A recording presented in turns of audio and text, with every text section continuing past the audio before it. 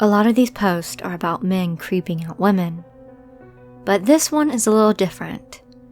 This one takes place in early 2010. I was 16 years old and played lacrosse. I liked girls, but I didn't know much about flirting or anything. One day I was heading home with my lacrosse staff and a woman walked up to me and asked if I played.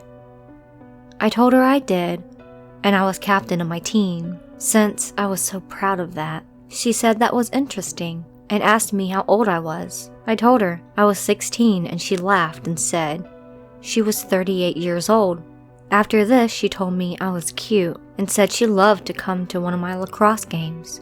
This woman told me to take her number down several times, so I did, but I didn't plan on texting her. The next day, I was talking to a teammate and told him about the incident. He laughed and told me I was a fucking liar. To prove it, I decided to text her and ask her age again. She responds with, "Baby, I'm 38. Hope I'm not too old for you. When's your next game?" I didn't know what to say, so I just showed him and didn't respond. She then double texted me and sent me a few nudes. I felt really put off by this, so I told her I was going to practice and didn't respond. Later that night, she texted me asking what I was doing if I wanted to come over. I told her I can't because I'm doing homework. She told me she could help out and show me a few things, to which I said no and had a mini panic attack. I turned my phone off and went to bed. A few days later, I was getting ready for my next game when I see a familiar face in the stands. I look closer and it's her. "Hi, Wills," she says. My stomach fucking dropped. I mustered the guts to wave back and try to put it in the back of my mind, but I couldn't shake it. After the game, she came up to me and asked if I wanted to come over. I told her I normally shower after games and she said I could use hers. I then told her me and some teammates were hanging out and tried to walk off. This woman grabbed my arm and asked why I'd been dodging her. She asked if I was man enough for her and said I need to stop playing games. My coach heard and came over and asked if everything was good, to which I said, "Fuck no," and tried to get her off me. My coach ended up restraining her while I backed away. As I'm walking out, I hear her say, "Whatever, you're a faggot anyway." I felt so sick I could have vomited. After this, I had to have a meeting with my coach, my parents, and principal of the school. They explained to me that this woman was wrong and should not have sent me those messages or come to my game. They reassured me that I did nothing wrong, which is why I didn't tell them about this sooner, and that this woman was nutty as squirrel shit. I promised myself and my parents that if I saw her again, I'd press charges for stalking and for sending nudes to a minor, but I never did.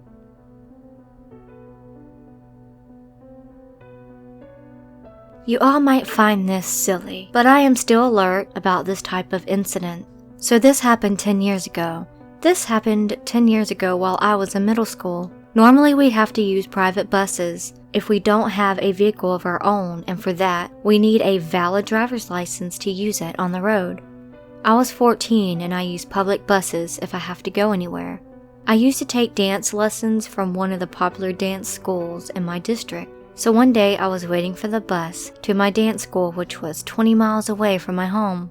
I was on my phone listening to Backstreet Boys and Beyonce back to back. This guy who looked to be in his mid-30s came to ask me if I was going to this X place, the place where my academy is. I replied, "Yes, I am," and then asked if I know when was the next bus. I told him there will be one in 10 minutes. I was in my uniform with stalls and pajamas, and he was constantly staring at me up and down. I kind of felt very uncomfortable at that moment, so I decided to move from his direct sight. He moved closer to me and started making silly conversation about the weather and the newly opened drugstore. And I was just nodding my head and I was smiling as he talked about his work and his annoying boss. All of a sudden, he asked me if he could accompany me to my dance school. I asked him why would he want to go to the dance school with an unknown person like me. He answered, "I like you and the way you smile, and you have a nice ass." I was shocked to hear it and asked him to go away. Then he goes, "I am coming with you. I want to see you dance." I was completely creeped out and asked him to stop talking. I could see the bus approaching and stopping point. I was so relieved. As I got into the bus, I saw the same person getting into the same bus as mine. I started to have this strange feeling about this, and I took the ticket to my destination. As I was waiting, I looked for this guy who was sitting in the last row of the bus. I got panicked because he was staring at me. I was thinking again and again why he would come with me to my dance school. Because based on his looks, he didn't seem to be an art-loving person. As I reached my stop, I got out of the bus quickly. I was ready to walk fast because I knew he would try to stop me. As I didn't look back, I couldn't make sure if he was following me or not, but I heard the bus moving as I walked away from the stop. Suddenly, this guy jumped onto me from behind, requesting me to stay with him.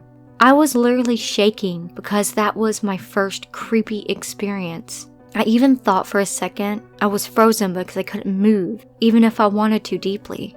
I realized that my hands are being locked after a few seconds, and I started shaking it off from his hold.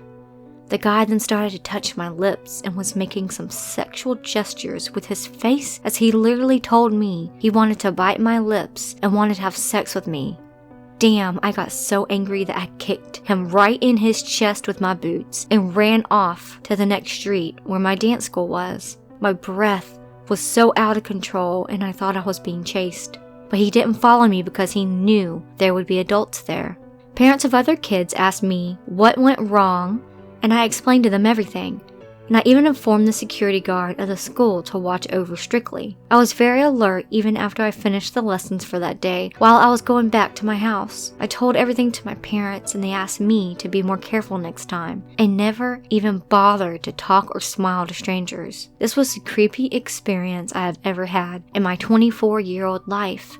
A few updates I have to make about creepy incidents that have happened in my life. I have experienced a lot more than this, but I don't know if it is relevant to mention them here. You all must know that being gay in a country like India is so hard. I am preparing myself to face them now. Thank you for caring. Love you all. This was also posted to Let's Not Meet, but I don't know if it got accepted or not. Roommate and I were both 18-year-old, naive Caucasian girls. He was an intimidating African-American man, well over 6 feet tall, and looked to be about 40 to 45 years old. My college roommate Allison and I only became friends with him because he caught her rolling up a blunt in her car. We were parked at a small dimly lit gas station at night, as she'd bought a wrap and wanted to smoke. There weren't many people around since it was late, so she decided to roll up right there, parked on the side of the building. As she started to, a very tall man walked out of the building and around the corner, and he would have walked right past us if he hadn't spotted her in the classic bent over while sitting pose that's unmistakable as someone rolling up. He sauntered over to her window. I was immediately intimidated, not just because of his height, but our location. The gas station was located on the edge of town. There weren't any buildings close by. I remember being fully surrounded by darkness, but there was 1 or maybe 2 cars nearby, and for that I felt grateful. Well, my roommate and him got to talking and discussed random things. Like at one point he mentioned that he grew his own weed house. He introduced himself as Brian and seemed cool. So after a few more minutes of talking, she got his Facebook and promised we'd hang out with him again sometime. We did come over to his hotel room at least a couple times to smoke weed. I wasn't allowed to smoke at the time, but I came along since his hotel room seemed pretty sketchy, plus the situation itself was weird. But we didn't get any bad vibes during our first encounter. Although the first ignored red flag was when we walked into the hotel bedroom with him and he asked if we were wearing wires. It sounded like a joke, so we didn't take it seriously. I remember him making some sexual offhand comments to us as well, but I can't recall what they were anymore. The only sexual comment I actually remember him making was during our first or second time hanging out, where he said to me humorously, "Damn girl, you're thicker than a $5 hamburger." And after a few years of consideration, I've decided it's a pretty good compliment. A week later, we're driving around with Brian. He and Allison went into a gas station together to get change for whatever while I waited for them in the car. She later told me that they got up to the counter. The guy who was checking them out kept staring Brian down. He had tried to joke around with the cashier, but the cashier didn't take his suspicious gaze away and certainly didn't spare him a single word. As they were about to leave the store, he asked the cashier, "What's up with your ass?"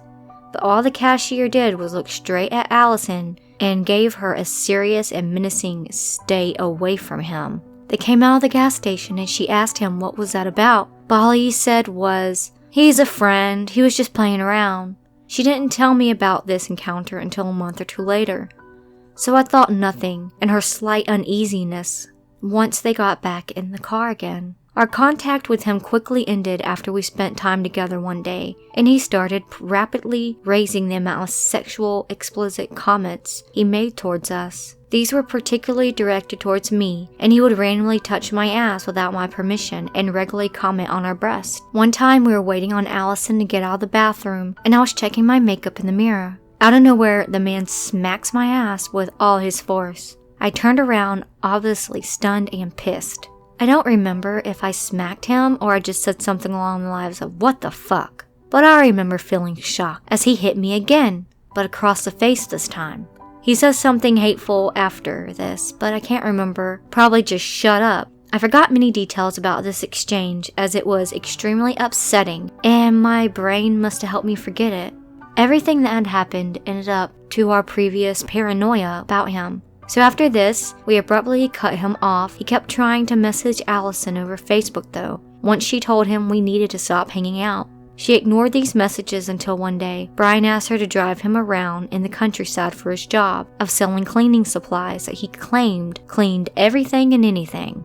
He made her promises that she would get a full tank of gas and good money from him. Before we hang out, we made a deal with him where we told him we wouldn't tolerate sexual comments and he agreed.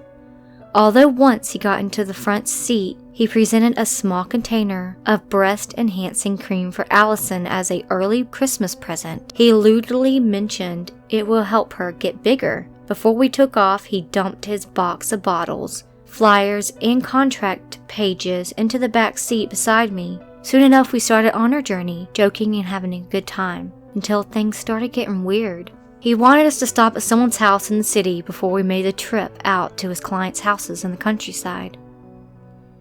He directed us to the bad side of town, to a place where he told us he was giving his baby mama diapers, but also presumably bought cocaine from, as he came out with some and did a line, offering some to us too. I can't remember if Allison declined or not, but I did. I never have and never will touch that stuff. So he just did more instead. For the first few hours, Brian made casually sexual comments towards us, despite our agreement, but he would pretend to regret it and also apologized in a fake tone. He'd full-on turn around backwards in the passenger seat without shame to stare at my breast, not even trying to hide it and commenting on their movement, which was especially uncomfortable as I couldn't control how they were jiggling in a damn moving vehicle. Neither of us wanted to reprimand him since he was so intimidating, unpredictable, and rash with his words and treatment.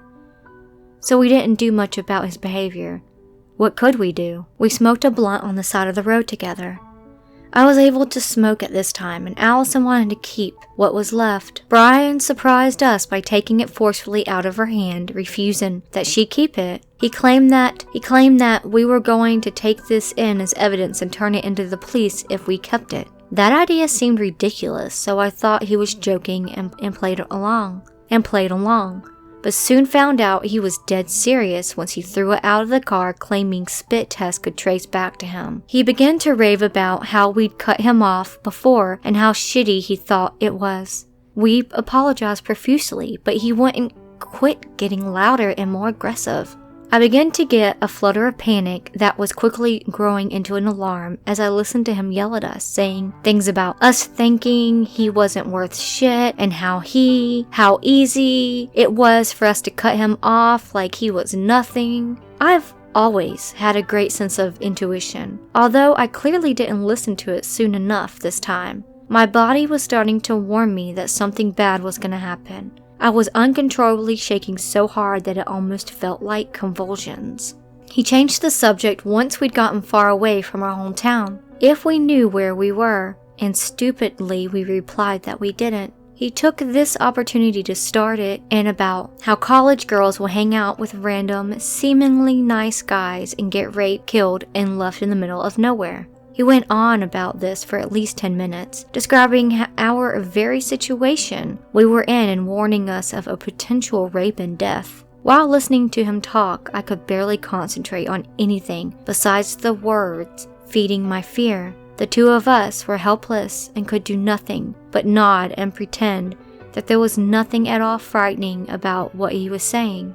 We didn't want to show our fear or talk back to him since we didn't know if he would act on his words and make Allison pull over or simply just whip out a gun. He started asking us if we had knives or anything in the car to cut a rag he wanted torn in half. We didn't, so he turned around to me and commanded me to rip the rag in half. I still remember the way he stared at me and insisted I rip it for him. I told him I couldn't and didn't have anything to help me besides a key, but he kept pushing me to do it. That was the way he consistently kept asking me if I could rip it, if I even had the strength to do it. All while I was visibly struggling, told me that he was insinuating how defenseless and weak I was. He watched me try my hardest to do what he asked as I trembled under the demeaning words and harsh gaze, barely able to get a tear in the fabric.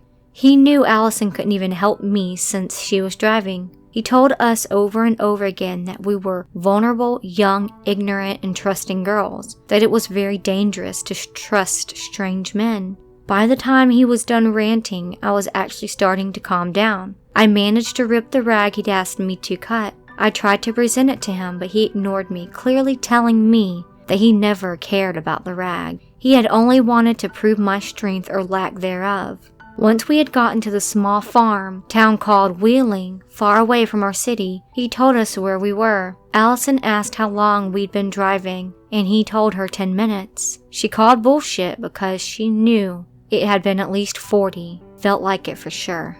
And he just continued to argue back until she simply had to drop it. We stopped at a small gas station and he put about $6 measly bucks into her car and then took us inside so we could get drinks. It may have just been my stoned mind, but the way we all went in together, it was almost as if he was trying to show us off. Having 2 girls on his arms, like he was a pimp or some shit, for buying a couple sodas and a tiny bit of gas. On the way to the first house he was selling at, he told us a number of things that only caused us to panic more. He mentioned he was a solicitor, that he'd had his license suspended over 6 times previously and didn't have it back yet, and that he had also just gotten out of jail when he met us for the first time. For what? I was scared to ask. I was absolutely freaking out internally by this point and didn't have the capacity to calm down anymore. Allison was frightened too, but we had to try our hardest to keep calm around Brian. As we were pulling up to the first house, he told us that he was so close to everyone he sells to that he calls them Ma and Pa. He bragged that he came around so often that he was practically family to these people. This seemed odd, especially since he only sold simple bottles of a miracle cleaning spray, but we didn't want to say anything about it. We pulled into the first customer's driveway, and Brian got out of the car.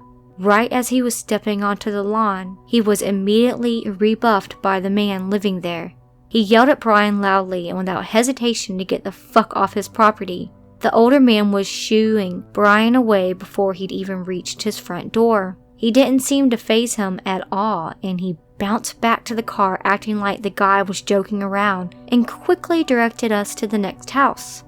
The people he talked to at this next house totally shunned him. We could see them from our spot in the car and they acted like they didn't even want him there. The homeowners were standing stiffly next to the garage, barely smiling, hardly making any contact, and they kept brushing off his questions. Brian was trying to engage with them, talking wildly and waving his arms, walking and pacing around a lot, presumably from the coke, and generally being a bit over the top. The homeowners seemed quite uncomfortable with his presence. He had told us that he knew them very well. I wanted to tell Allison about how incredibly frightened I was by this man, but was too scared to talk to her about it even when he wasn't in the car. My shaking at this point was so bad that later on she'd tell me it was rocking the entire car. Soon Brian came back after another unsuccessful sell. We traveled to the third house, and the people he claimed loved him had the exact same uneasy body language. He approached the couple sitting peacefully on their lawn.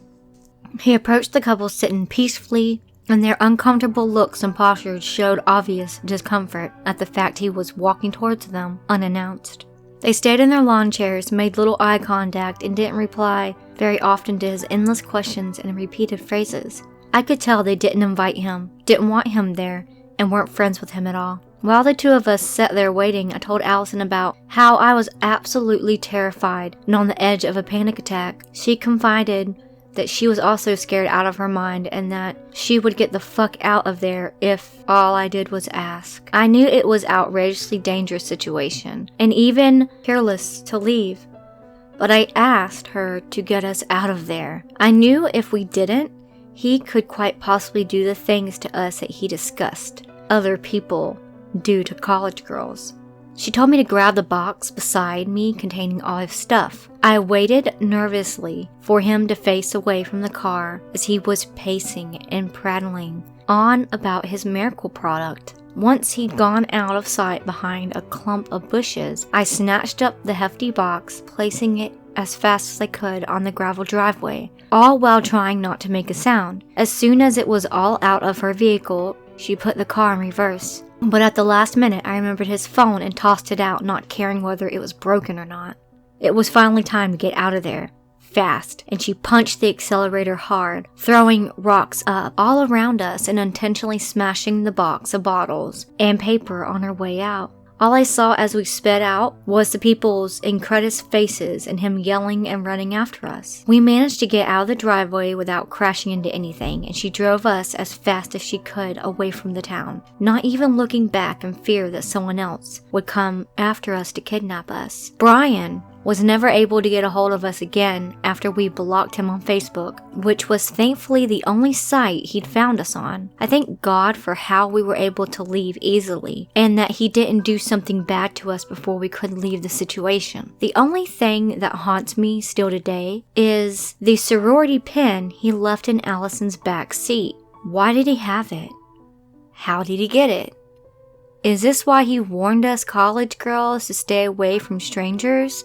Did he hurt the girl this pin came from? I hope I still have the pin somewhere, but I know I kept it in a wallet for a very long time. I pray that him and the other sick freaks like him out there never target another young, naive soul. So Brian, first off, fuck you, and I hope you never encounter another female for the rest of your life. Secondly, let's not meet again.